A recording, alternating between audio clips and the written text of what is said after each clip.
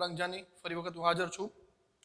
આપણે છેલ્લા લેક્ચરમાં પૂર્ણ વર્તમાનકાળ, પૂર્ણ ભૂતકાળ અને પૂર્ણ ભવિષ્યકાળ સંપૂર્ણ પૂર્ણ કરેલ છે. આજનો જે લેક્ચર છે એ આપણા કાળના ટોપિકનો છેલ્લો લેક્ચર છે. એટલે કે હવે આપણે જે છેલ્લા 4 કાળ છે, છેલ્લા 3 કાળ એ કયા?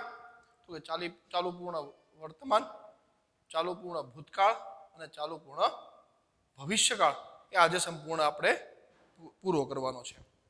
મિત્રો, હવે જ્યારે ચાલુ પૂર્ણ કાળની વાત કરીએ તો આપણે એની થોડીક વ્યાખ્યા મુજબ એને એક ઉદાહરણથી આપણે સમજવું પડે. કારણ કે આપણે વર્તમાન કાળ હોય, ભૂતકાળ હોય કે ભવિષ્યકાળ હોય, આ ત્રણે ત્રણ કાળને આપણે ચાલુ પૂર્ણ બંને દ્રષ્ટિએ જોવાના છે. એટલે કે વર્તમાન કાળ હોય, ભૂતકાળ હોય કે ભવિષ્યકાળ હોય, એ પૂર્ણ હોવા છતાં ચાલુ છે એવું આપણે દર્શાવવાનું છે. તો એને સમજવા માટે આપણે એક નાનું એવું ઉદાહરણ સમજીએ. નાનું એવું ઉદાહરણ, દાખલા તરીકે એમ કહું કે કોઈ અમિત નામનો વ્યક્તિ છે, એ 1992માં મહુવામાં રહેવા આવે છે. ધ્યાનથી સમજજો મિત્રો, આ એક ઉદાહરણથી તમને ત્રણ કાળ સમજાય જશે. એક અમિત નામનો વ્યક્તિ છે, એ 1992માં મહુવામાં રહેવા આવે છે. તો એ 1992માં રહેવાની જે ક્રિયા છે એ કેવી કરી? પૂર્ણ કરી. મિત્રો ફરી વખત ધ્યાન આપજો, 1992માં રહેવાની ક્રિયા અમિત નામના વ્યક્તિએ પૂર્ણ કરી. એનો મતલબ એમ થયો કે આ જે કોઈ ઘટના છે એ બધી જ ઘટના શેમાં બની? તો કે ભૂતકાળમાં બની. ઓકે, ત્યાં સુધી કન્ફર્મ? હવે આપણે સમજીએ આપણા 3 કાળને. આ એક ઉદાહરણ ઉપર 3 કાળ સમજાય છે: ચાલુ પૂર્ણ વર્તમાન, ચાલુ પૂર્ણ ભૂતકાળ અને ચાલુ પૂર્ણ ભવિષ્યકાળ. માની લ્યો કે અમિત નામનો જે વ્યક્તિ છે એ ઈસવીસન 1998માં મહુવાથી સુરત જતા રહ્યા. સમજો, અમિત નામનો વ્યક્તિ છે એ 1992માં મહુવામાં રહેવા આવે છે. 1992માં મહુવામાં રહ્યા બાદ વર્ષ 1998 સુધી, એટલે કે 6 વર્ષ સુધી એ મહુવામાં રહે છે. તો આ જે બંને ઘટના બની, આ શરૂ ઘટના એટલે કે સ્ટાર્ટિંગ પોઈન્ટ અને એનો એન્ડિંગ પોઈન્ટ, આ જે વચ્ચે બંનેનો સમય બન્યો, એ બંને સમય વચ્ચેનો ગાળો શેમાં બન્યો? ભૂતકાળમાં.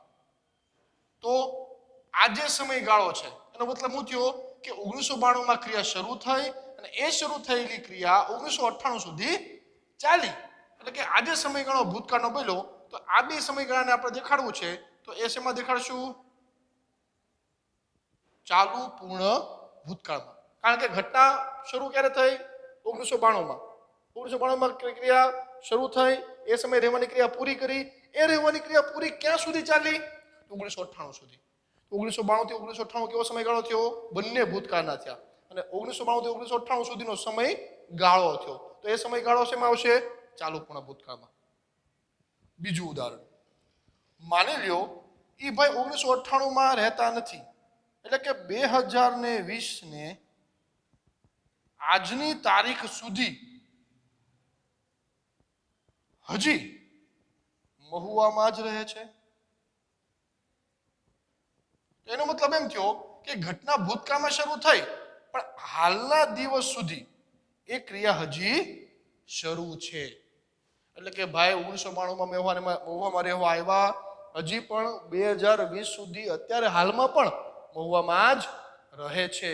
તો એનો મતલબ એમ થયો કે આ ઘટના ભૂતકાળમાં તો બની, ભૂતકાળમાં તો પૂર્ણ થઈ ગઈ, પણ એ પૂર્ણ થયેલી ઘટના આજના દિવસ સુધી પણ હજી શરૂ છે. અને આજનો દિવસ એટલે વર્તમાન કાળ. તો વર્તમાન કાળ છે તો એ શેમાં આવશે? ચાલુ પૂર્ણ વર્તમાન કાળ. તો આ છે બીજું ઉદાહરણ. ત્રીજું ઉદાહરણ, માની લ્યો એ 1992માં રહેવા આવ્યો, ક્રિયા ભૂતકાળમાં બની, પણ એમ કહેશું કે હજી 2024 સુધી એ મહુવામાં રહેવાનો છે. તો એ ઘટના 92 શરૂ થઈ હજી 2024 સુધી ચાલશે, એટલે કે ભવિષ્યકાળમાં ચાલશે, તો એટલે એ ઘટના શેમાં આવશે? ચાલુ પૂર્ણ ભવિષ્યકાળમાં. તો મિત્રો ચાલુ પૂર્ણ કાળ એટલે ભૂતકાળની કોઈ ક્રિયા શરૂ થાય અને ભૂતકાળના અમુક સમયે પૂરી થાય તો એ સમયગાળા દર્શાવવા માટે ચાલુ પૂર્ણ ભૂતકાળ આવે. ભૂતકાળમાં કોઈ ક્રિયા શરૂ થાય ને હાલના વર્તમાન સુધી એ ક્રિયા શરૂ રહે તો એ સમયગાળા દર્શાવવા માટે ચાલુ પૂર્ણ વર્તમાન આવે. ભૂતકાળમાં કોઈ ક્રિયા શરૂ થાય અને ભવિષ્યમાં પણ એ ક્રિયા શરૂ રહેશે એવું દેખાડવું છે તો એ ચાલુ પૂર્ણ ભવિષ્યમાં આવે. તો આ સરસ એવું ઉદાહરણ છે મિત્રો, જે તમારે સમજવાનું છે. ન સમજાય તો ફરી વખત રિપીટ કરીને આ જોવાનું છે. ઓકે, ચાલો હવે આ બેઝ ઉપર આપણે આપણો આ જે પહેલો કાળ છે એ ભણશું. એ છે કયો? ચાલુ પૂર્ણ વર્તમાન કાળ.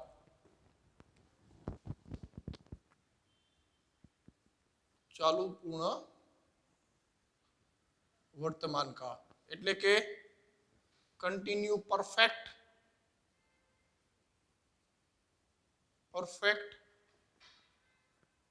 Present tense. Continue perfect present tense. Suppose કરો. ઓકે ઓકે મિત્રો, ચાલો હવે ચાલુ પૂર્ણ વર્તમાન કાળ ભણીએ તો પેલું સ્ટેપ આપણું શું છે કે એના સહાયકારક ક્રિયાપદ નક્કી કરવાનું. તો એના સહાયકારક ક્રિયાપદ છે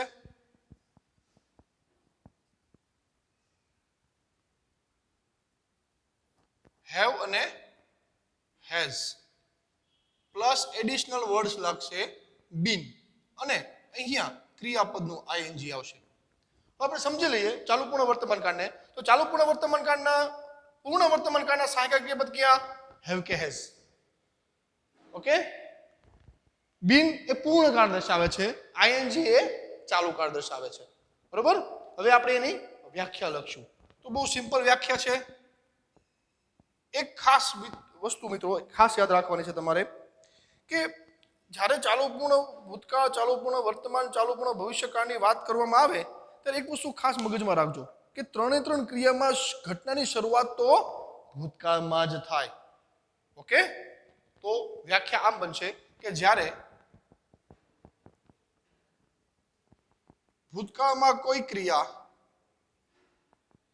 પૂર્ણ થઈ હોય અને એ જ ક્રિયા હાલમાં એટલે કે વર્તમાન કાળ સમય સુધી શરૂ રહી હોય તેવી તમામ ક્રિયાઓ ચાલુ પૂર્ણ વર્તમાન કાળમાં આવે. ઓકે, સેકન્ડ સ્ટેપ એકવચન બહુવચન.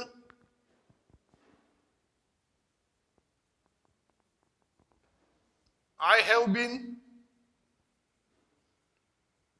we have been, you have been, you have been, he, she, it has been, they have been. હવે પેલી વાક્ય રચના આપણી હકારની વાક્ય રચના. તો હકારમાં વાક્યની શરૂઆત હંમેશા કર્તાથી, સહાયકારક ક્રિયાપદ હેવ કે હેઝ પ્લસ બીન પ્લસ ક્રિયાપદનું આઈએનજી પ્લસ કર્મ પ્લસ અન્ય શબ્દ. ખાસ મિત્રો અહીં યાદ રાખજો, કોઈ પણ ચાલુ કાળ હોય કે ચાલુ પૂર્ણ કાળ હોય, ચાલુ શબ્દ લાગે એટલે હંમેશા ક્રિયાપદનું આઈએનજી આવે. આ ખાસ યાદ રાખજો કે ભાઈ કોઈ પણ કાળની આગળ ચાલુ શબ્દ લાગે એટલે ક્રિયાપદનું એક પણ રૂપ ન આવે, માત્ર ને માત્ર ક્રિયાપદનું આઈએનજી નું રૂપ આવે. દાખલા તરીકે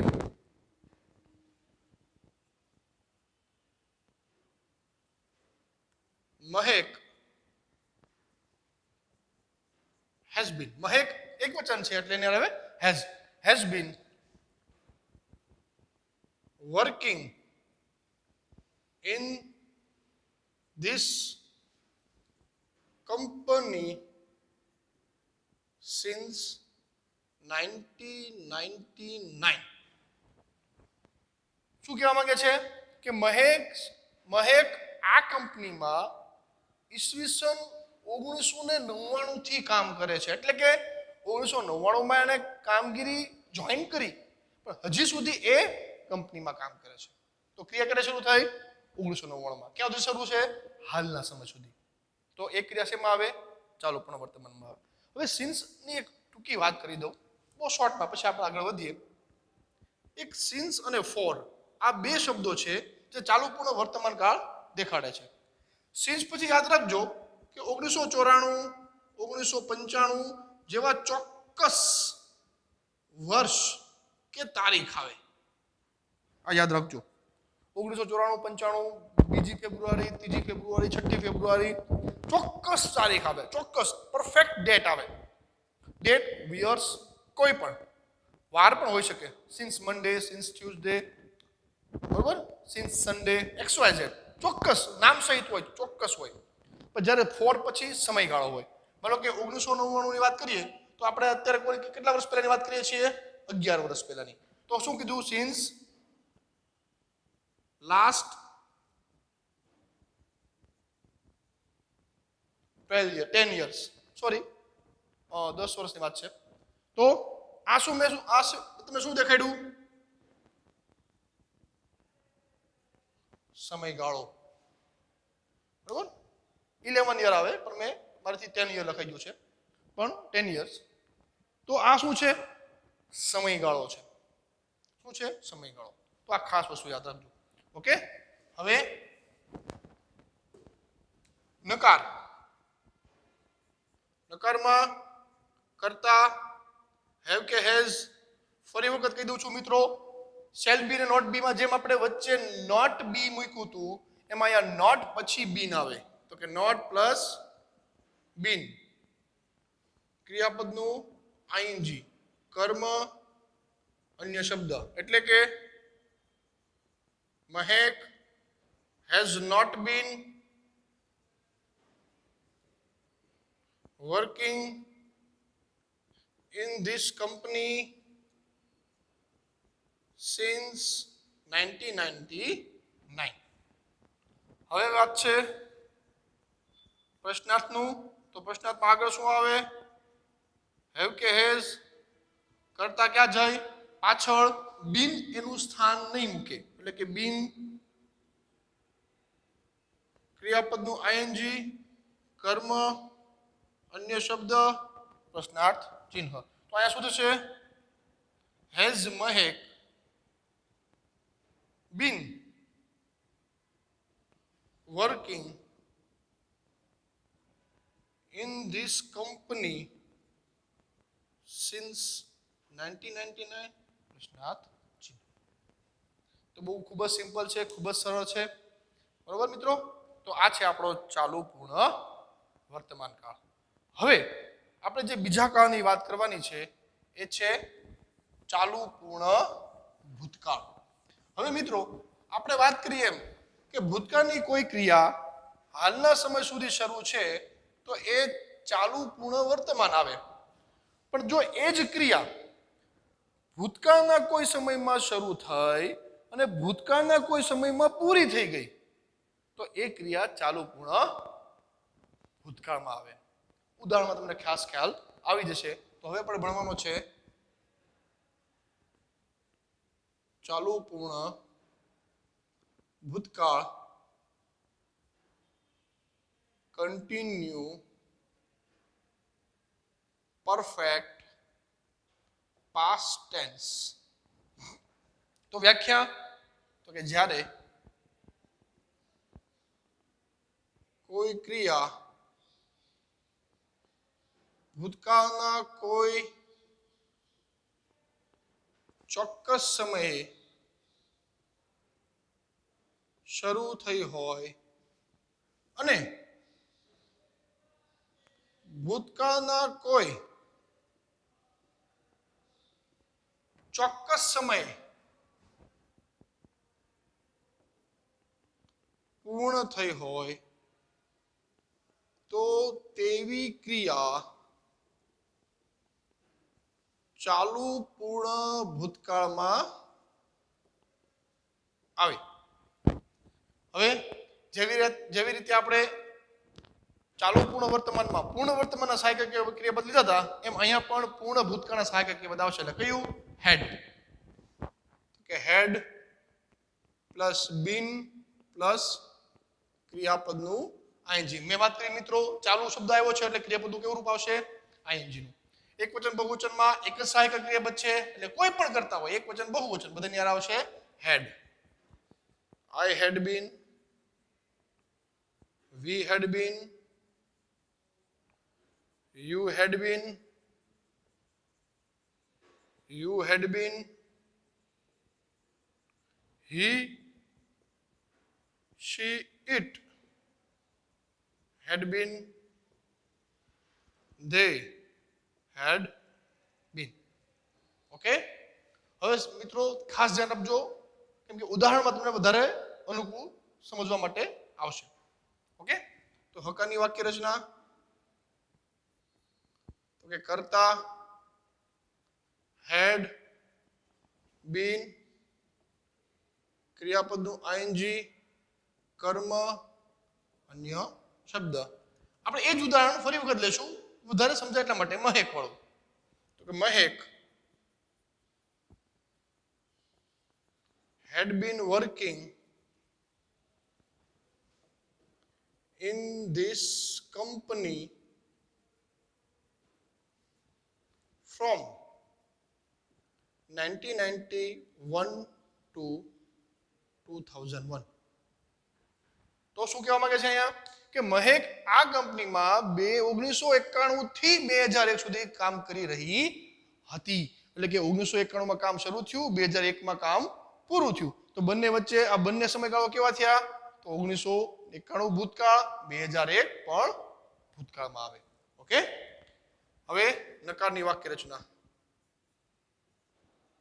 કરતા had not been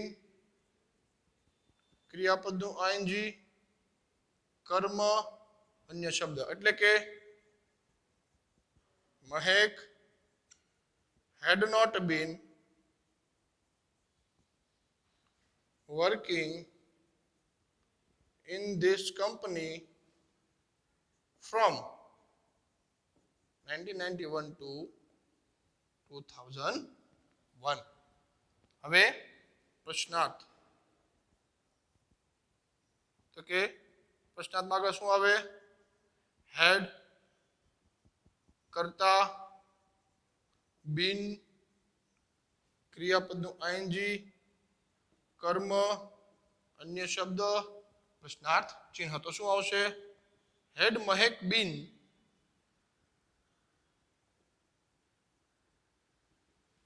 working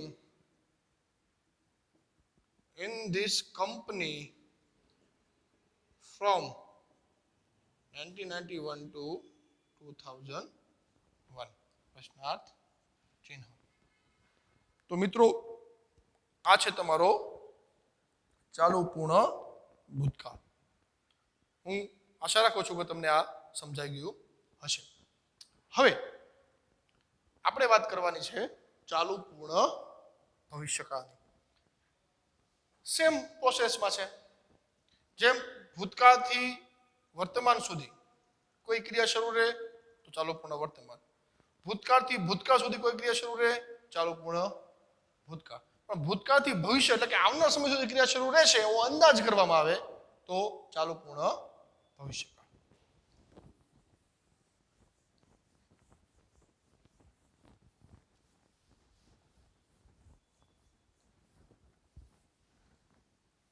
તો હવે આપણો ત્રીજો કાળ છે ચાલુ પૂર્ણ ભવિષ્યકાળ. Continue perfect future tense. એટલે કે હવે મિત્રો આપણે આની વ્યાખ્યા શીખીએ. શું વ્યાખ્યા આવે? તો કે જ્યારે ભૂતકાળમાં કોઈ ક્રિયા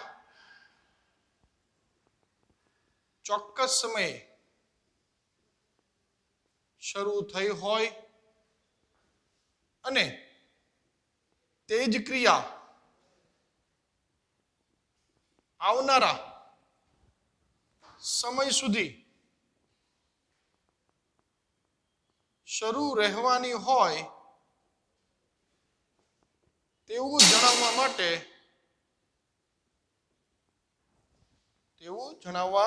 માટે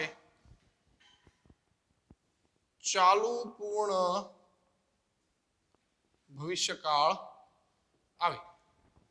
હવે મિત્રો અહીંયા પણ પૂર્ણ ભવિષ્યકાળના સહાયક ક્રિયાપદનો ઉપયોગ થશે. કયા? તો કે શેલ કે વિલ પ્લસ હેવ. આ શું છે? પૂર્ણ ભવિષ્યકાળના સહાયક ક્રિયાપદ. અહીંયા શું ભળશે? બિન. અને આપણને ખબર છે ચાલુ શબ્દ આવ્યો એટલે ક્રિયાપદનું આઈએનજી મૂકવું ફરજિયાત છે. તો ફરી વખત એકવચન બહુવચનમાં I shall have been. We shall have been. You will have been. You will have been. He, she, it will have been. અને they will have been. Okay મિત્રો, તો આપણું જે મહેક ઉદાહરણમાં ફરી રિપીટ કરીએ. ઓકે, તો સૌથી પહેલા આપણે આવશે હકારની વાક્ય રચના. કરતા shall કે will have been ક્રિયાપદનું આઈએનજી કર્મ અન્ય શબ્દ. તો શું આવશે? મહેક will have been working in this company from 1991 to next year. એટલે કે મહેક આ કંપનીમાં 1991 થી લઈને આવતા વર્ષ સુધી કામ કરશે. તો અહીંયા શું થયું? એક સમય ક્યાં આવ્યો? ભૂતકાળ. તો બીજો સમય ભવિષ્યકાળમાં આવે છે. નકારમાં કરતા shall કે will not. ઓકે મિત્રો, અહીંયા ખાસ ધ્યાન રાખજો.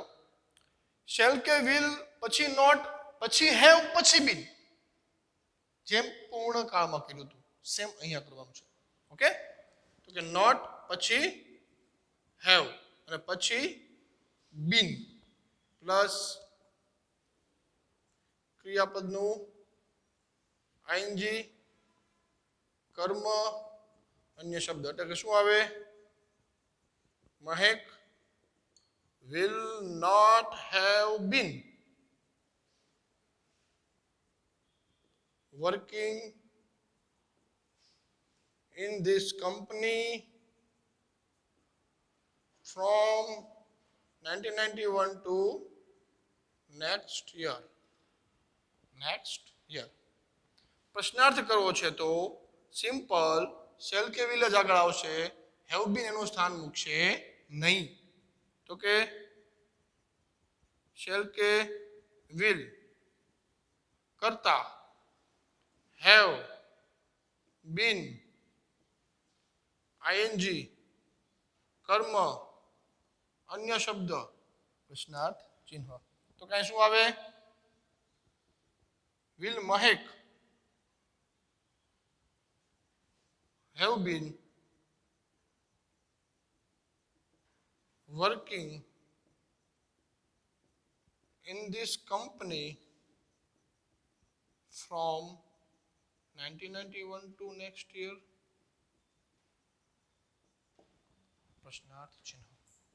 તો મિત્રો બહુ સિમ્પલ વસ્તુ છે, જે સમજવાની ખૂબ જ સરળ રીત આવે છે. માત્ર તમારે ધ્યાન રાખવાનું છે કે એના સમયગાળો શું, તો કે અહીં જે કોઈ ઘટના 3 કાળમાં બને છે બધી ભૂતકાળમાં બને છે. એક સમય ભૂતકાળનો તો આવશે જ. બીજી ઘટના છે એના ઉપર તમારું ફોકસ હોવું જોઈએ. બીજી ઘટના ભૂતકાળમાં પૂરી થાય એટલે મીન્સ કે સમયગાળો, બીજો સમયગાળો ભૂતકાળમાં થાય તો ચાલુ પૂર્ણ ભૂતકાળ. બીજો સમયગાળો વર્તમાન સુધી છે તો ચાલુ પૂર્ણ વર્તમાન. બીજો સમયગાળો ભવિષ્ય સુધી છે તો ચાલુ પૂર્ણ ભવિષ્યકાળ. તો મિત્રો આજે આપણે આપણા કાળના 12 રૂપ સમજી ચૂક્યા છીએ.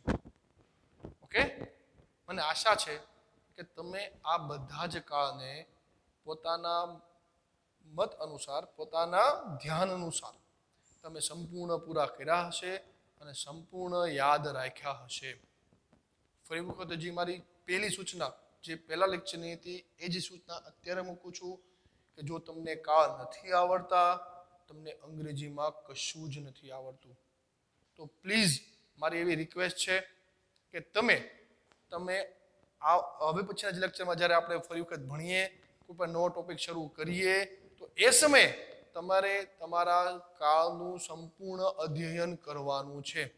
અને કાળ સંપૂર્ણ તમને મોઢે યાદ રહે, મૌખિક યાદ રહે એવું તમારે કરવાનું છે. તો નેક્સ્ટ લેક્ચરમાં નવા ટોપિકની સાથે, નવા ગ્રામરની સાથે ફરી વખત હું હાજર થઈશ. ત્યાં સુધી નમસ્કાર, good night, have a nice day. Thank you.